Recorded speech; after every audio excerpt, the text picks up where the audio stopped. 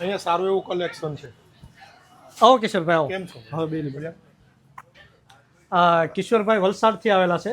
આપણે ત્યાં મધુરમ કલા મંદિરની મુલાકાતે અને એમના ઘરેથી બેને અહીંયા આગળ આપણે થોડી ઘણી ખરીદી પણ કરી રાખેલી છે.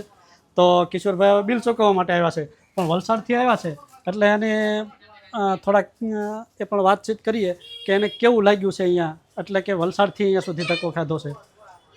અમારા અનુભવ પ્રમાણે અહીંયા પરેશભાઈ તમારે ત્યાં સારી એવી ક્વોલિટી હા, અને આપણા સમાજને શોભે તેવું બધી વસ્તુઓ તમે રાખો છો. હા, અને એના માટે આજે મને જે ગમતું હતું તે એમાંથી અમે ઘણી બધી અહીંયા વસ્તુઓ પાસ કરી છે, પસંદ કરી છે.